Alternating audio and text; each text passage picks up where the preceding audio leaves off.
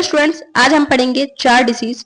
इन चारों में डिफरेंस समझेंगे और ये एग्जाम पॉइंट ऑफ व्यू से भी काफी इंपॉर्टेंट है। और हम इनको एक प्रैक्टिकल एग्जाम्पल के साथ समझेंगे जिससे हम कभी नहीं भूल पाए। अगर केस भी आए तो हम इसको ट्रीट कर पाए। गिड, फॉल्स गिड, लिस्टियोसिस, पॉलीइंसेफेलोमलेशिया। यहाँ पे एक बकरी आई है, आप ध्यान से वीडियो में देखें। ये बकरी जो है वो लगातार गोल गोल घूम रही है। ऑनर की शिकायत है, ये 2-3 दिन से लगातार गोल गोल घूम रही है और रुक नहीं रही है और चारा पीरा खा रही है। जब भी चारा के पास जाती है गोल गोल घूमना स्टार्ट कर देती है और इसको कोई भी टेम्परेचर नहीं है, कोई भी मतलब बुखार नहीं है।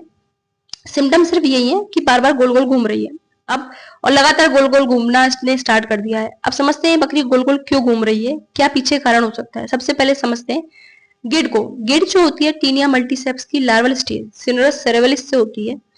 अब होता क्या है, कोई भी डॉग जो इन्फेक्टेड है अगर वो फीसिस करता है घास में और उसी घास को आके बकरी या भेड़ चर लेती है या उसको खा लेती है, तो सीधा इन्फेक्शन कहाँ पर चले जाता है, वो एनिमल इन्फेक्टेड हो जाता है और इन्फेक्शन जो है ब्रेन में जाता है और ब्रेन में एक सिस्ट कॉज कर देता है, एक सिस्ट बना देता है। उसी सिस्ट की वजह से नर्वस साइंस आते हैं। बेसिकली इस बीमारी को ट्रीट सिर्फ और सिर्फ उस सिस्ट को सर्जिकली रिमूव करके किया जा सकता है अगर वो सिस्ट फॉर्मेशन हो गया है तो। अच्छा, अब दूसरी बीमारी समझते हैं। दूसरी बीमारी क्या है, वो है हमारी फॉल्स गिड। अब फॉल्स गिड जो होती है, नेजल बोर्ड जो होता है वो स्ट्रेस ओबिस एक फ्लाई से होता है। आपको ध्यान देना है, फॉल्स गिड किससे हो रहा है, स्ट्रेस ओबिस से, लिख लें। और गिड किससे हो रहा है, टीनिया मल्टीसेप्स की लार्वल स्टेज सिनरस सेरेवलिस से।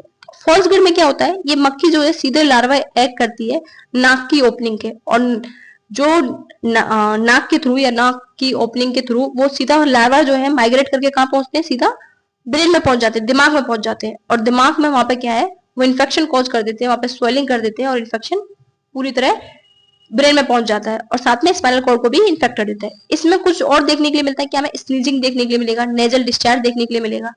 अच्छा, अब तीसरी बीमारी को पढ़ते हैं, लिस्टीरिया।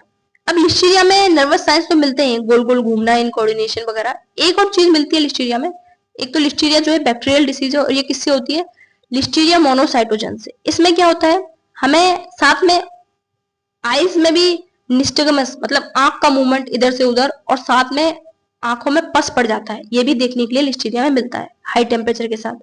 अच्छा, चौथी बीमारी जो है पॉलीइंसेफेलोमलेशिया, थायामिन विटामिन B1 की डेफिशिएंसी से होती है। ये किसकी कमी से हो रही है, विटामिन B1 की कमी से। और इसमें क्या है, हमें स्पेशल पोस्चर देखने के लिए मिलता है, स्टार गेजिंग पोस्चर। जो मतलब बाकी सारे नर्वस फॉर्म्स तो मिलेंगे, साथ में जो गर्दन है वो टिल्ट करके जो एनिमल है ऊपर की तरफ देख रहा होगा, स्टार गेजिंग पोस्चर मिलेगा।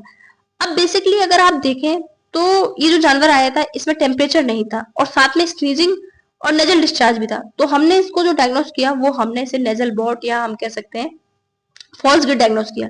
बट अगर आपको अम्ब्रेला ट्रीटमेंट करना हो, आपको समझ नहीं आ रहा है आप इन सब चीजों बीमारियों में, तो आप कैसे ट्रीटमेंट करेंगे किसी भी एनिमल का। तो हमने क्या ट्रीटमेंट दिया उसको, तो सबसे पहले हमने नियोमैक दिया। नियोमैक दिया क्योंकि पैरासिटिक इन्फेक्शन था और हमने उसको नियोमैक दिया 1 ml पर 50 kg के हिसाब से इस डोज से दिया। और नियोमैक के साथ हमने सपोर्टिव थेरेपी और आप कह सकते हैं हमने सपोर्टिव ट्रीटमेंट किया। हमने विटामिन B1 का इंजेक्शन लगाया, साथ में न्यूरोवेन फोर्ट जो है ओरल थेरेपी उसको हमने दी, ओरल टैबलेट्स दी। अच्छा, इसके साथ साथ हमें क्या देना है, हमें एंटीबायोटिक देनी है क्योंकि सेकेंडरी बैक्टीरियल इन्फेक्शन भी हो सकता है। और सेकेंडरी बैक्टीरियल इन्फेक्शन के लिए हमको क्या देनी है, हमको वो एंटीबायोटिक देनी है सेफेलोस्पोरिन क्लास की देनी है जिससे वो जो है ब्लड ब्रेन बैरियर को क्रॉस कर पाए। होपफुली आपको ये सारी बीमारियां समझ में आई होंगी और आपको जब भी ये केस मिलेगा उसको ट्रीट कर पाएंगे और एग्जाम पॉइंट ऑफ व्यू से आप इनकी लाइफ साइकिल और सब चीजें समझ गए होंगे। इवन आपको कोई क्वेश्चन है, क्वेरी है तो आप पूछ सकते हैं। Thank you.